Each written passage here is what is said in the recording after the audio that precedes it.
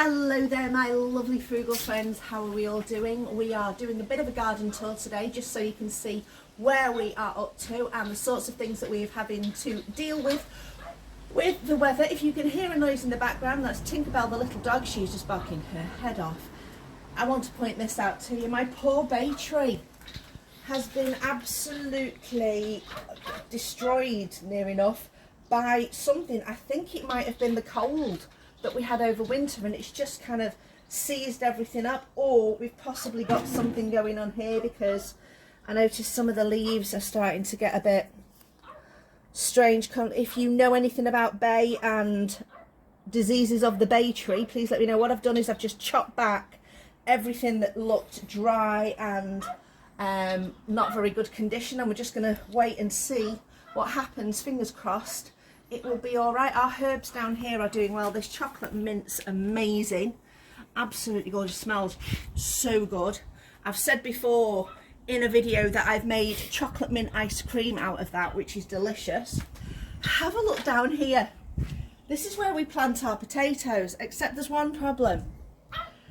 We didn't plant these ones. We've not done any potato planting at all this year.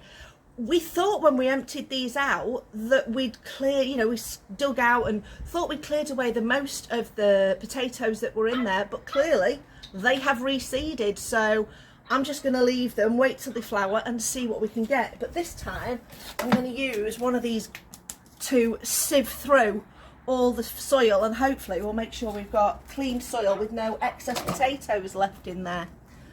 Strawberries are doing really well. We've managed to get the other hanging basket back up because that fell down because of the weight after we'd had so much rain, but we've put in some better screws and things. But there are loads, if you can see, of flowers and buds going on in there, so we should get a nice crop of strawberries from there. We're going to go up now. Oh, before we do, some of the tomatoes that I know you saw in the last video, this is just half of them. Yes, half. I've given away a couple to a neighbour. I'm going to give away a couple to a nursery that I know where they've got children who like growing things in the garden, so we're going to do some of those. But now we're going to go up Archie's ramp to the main garden. So our raised beds, we've just started planting in those. So in this first bed I've got carrots, Swiss chard and some beetroot. The beetroot I planted earlier, so that started to grow. You can just about see the Swiss chard developing in lines there. Carrots, nothing much happening there yet, but they were only planted this past week. This is in my last video I showed you my lovely courgettes, and then about 3 days later they were decimated. Slugs and snails had got in and completely decimated. So we did a replant. I did some new ones upstairs on the growing tray, and I've planted these. We've lost 2, so then we bought some of this copper tape that's meant to work, and then I started to notice that this one had started to be nibbled, so we've created these little cardboard copper barriers. Now yesterday I did film a little snail coming in here and then turning round and going back out again. I'll insert that video, I'll drop that into this section so you can have a look at that. It's quite funny. So I've just watched this little guy head towards my plant, go on the copper and turn around and come off. So I'm hoping these little copper parameters, boundaries, are actually working. That'll be pretty cool. Over on the other bed I've purely gone for tomato plants because I've got so many of them, and I've got a strip on the left that I have done some lettuce, and the strip on the right I planted some spinach there last year and it grew really well, so I'm going to put some more spinach in that side. More tomatoes. This section alone is just San Marzano tomatoes, so I've kept all those together. I have got a few other varieties in there, and these pots all need some more compost put in, and so we're going to plant even more of those tomatoes. So in all I think we're going to have about 50 tomato plants. I know I'm crazy, but I want to be able to use the tomatoes all through this year, and also I want to be able to do some canning of those tomatoes as well, so that we've got enough sort of like tinned tomatoes to last us until next year. Last year's lot lasted us till about February, so I'm hoping to stretch it even further this coming year.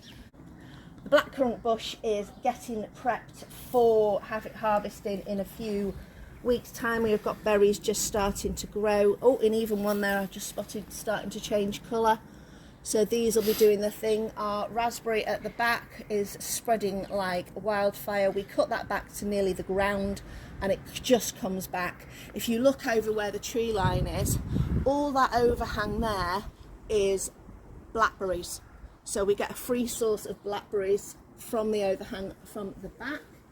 The rhubarb looks like it's been absolutely obliterated, but I've just pulled out all the old stuff plus anything that we can use, but there is new growth coming through underneath as well, so we might get a bit of a second crop. We'll just have to see. Blueberries, again, they are well on their way. The excess rhubarb I've just kind of put in this corner just to rot down. It seems to rot down really well, and it's covering some weeds that were there, so those weeds will be killed off as well. We've got to cut back these, which is the bluebells that just go mad. Gooseberries will be ready in about a month or so for some more gooseberry chutney that I will be making. More mint that we've got there. Remember, keep your mint in a pot, otherwise it will just go everywhere. The apple tree is doing pretty good. If you saw in my last video, I'd cut this back with the help of Rachel from Don't Crop Me Now, and it is done really, really well. We've got some massive crops of apples going on in there, and the tree is looking super, super healthy. Cherry tree is doing pretty good. I have noticed this, if anybody knows what this is, clearly something's in here having a bit of a lunchtime nibble, but berry wise we do have some berries in there. There we go, some cherries there. Right, just underneath this tree, I've not planted that. I don't know what it is. Does anybody know what it is? Please let me up in the comments below if you know what this plant is. I kind of left it because it looks pretty, and I'm not fussed if it's a weed, it just looks nice.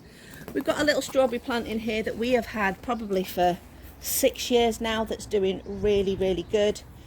Behind this tree, this rose bush, we did have like a palm, but if you have seen lately and if you've driven around, if you noticed any of these like palm style trees have just been wiped out. It's crazy. All the leaves have just dried. This one had dried even down into the base, so we have just got rid of it. We've got one in the front garden that has got a little bit of green left, and we're hoping it will survive. We will just have to wait and see. In a past video, in fact it was last year, I asked some people if they had any ideas of what to do with this patch, because it gets very, very, very little, if any, sun. It only seems to get sun on this fence and that first few bricks at the very, very end of the day. One thing I was thinking about doing was putting a patch of artificial grass down there just to make it look a little bit more appealing. And we've got a couple of pallets that we're hoping to maybe create into some kind of seating area. So we'll just have to see how that goes the rest of this year and see if we can get some progress made on that. So this is the garden and we're doing pretty good. Hopefully we'll be able to get a good crop of tomatoes. Hopefully we will get a good crop of fruit from all the fruit trees, and we will be able to preserve those for use for the coming year. Thank you for watching. If you have any advice for me on any aspects of the garden, I would love to hear your comments. I'll see you next time.